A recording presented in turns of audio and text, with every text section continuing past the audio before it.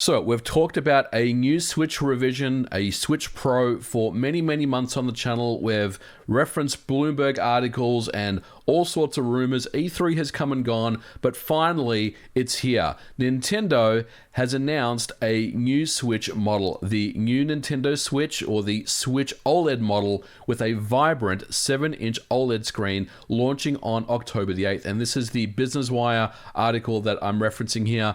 But basically, there is indeed a new Switch model that's coming out featuring a 7-inch screen that will be the same form factor as the current Switch, albeit with a expanded screen to 7 inches, which means less of a bezel around the display itself.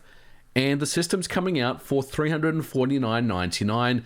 And there are 2 new colors to pick from, as well as a new dock. Now, I definitely want to get into this because there is a lot of things I want to talk about, and I definitely want to reference the Switch Pro angle here as well, because there are some things here that probably may confuse some people, especially those that were expecting a Switch Pro.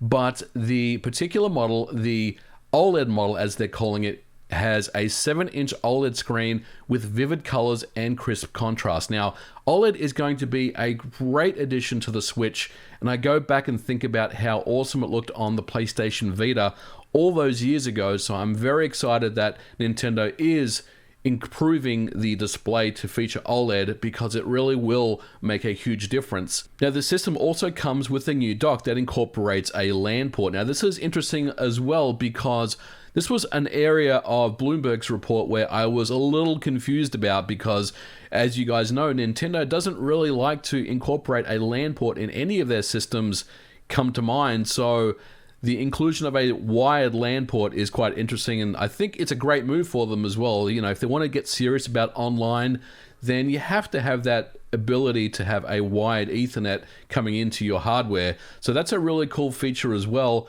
And the other aspect is the 64 gigabytes of internal flash, obviously increased from 32 gigabytes, which is a nice bonus. And I think those 3 things really make the price what it is at $349.99. Now, this is a really great announcement for Nintendo, and look, I'll definitely be picking up on day one, assuming I can get my hands on one. Hopefully the pre-orders won't be too crazy for something like this, but I'll definitely try get one, and we'll definitely do a teardown on the channel because I want to see what's going on internally.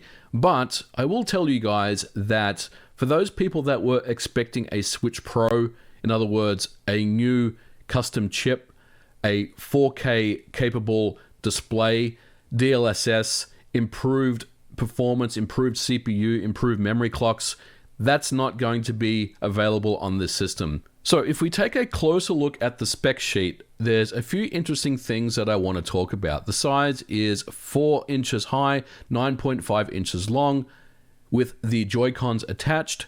The weight is about 0.71 pounds and 0.93 with the Joy-Cons. Nothing really too interesting there. The screen is a multi-touch capacitive 7-inch OLED screen at 720p. The CPU and GPU is a custom Tegra processor. So this is the same Tegra X1 processor that has always been present in the Switch lineup. Now, will it be a new revision of the X1 past the Mariko chip?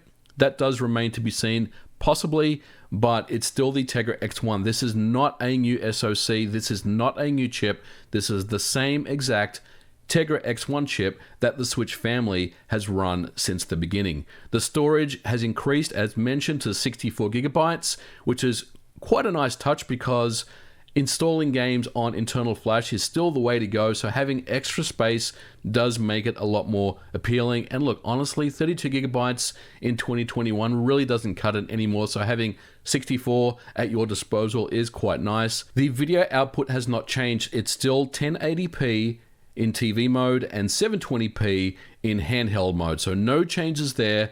It's still the same X1. There's nothing about 4K that's mentioned in this model. I did see some tweets this morning referencing 4K in docked, but that is not the case at all. This is still the same Switch, and it will still be the same display that you would expect when you dock your Switch onto your big TV. The audio, although they did talk about enhanced audio, still has the same 5.1 channel linear PCM output, the same audio. and everything else is pretty much the same. I mean, there's a few things here that they talk about. The battery life is 4.5 to 9 hours, which is quite cool, and 3 hours to charge. So nothing really changed here. I mean, this is, for all intents and purposes, just a new model to the Switch family. So the question now is, well, where is the Switch Pro? I've always said that the Switch Pro was not something that was going to come out this year. If you've listened to my previous videos about the Switch Pro, even when Bloomberg was talking about Nintendo preparing a new Switch with a new SoC, for me, it just doesn't make sense. And I did find it very strange that people were referencing a Switch Pro coming out this year as opposed to, say, next year with Breath of the Wild 2, Mario Rabbids, and other games that may need more horsepower to run at a decent clip. But this is kind of what I expected. This is in line with my expectations about the next Switch hardware. Getting that 7-inch OLED screen and that increased flash storage and just a couple of tweaks here and there to really make a new system more appealing. Now look, are you going to pick one up? I think a lot of people are probably just going to sit this one out because it's not necessarily a essential upgrade, really. I mean, unless you want a better screen, you're going to get the exact same experience as you would with a regular base model Switch. And I think at the end of the day, I do wonder, how well this is going to sell compared to the base model Switch at $299. This one definitely comes in a lot more expensive at $350.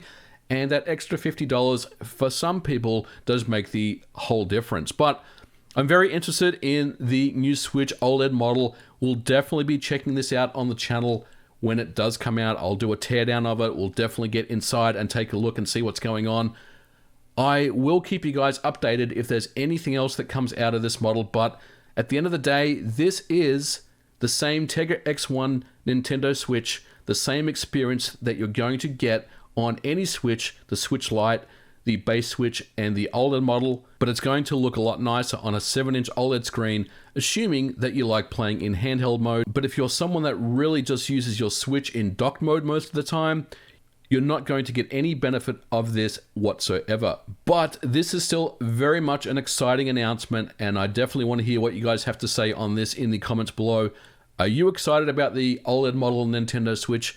Are you going to be picking one up when it comes out? Let me know in the comments below. We are going to leave it here for this episode. Thank you so much for watching. If you liked it, don't forget to put a like on it, and I'll catch you guys in the next video. Bye for now.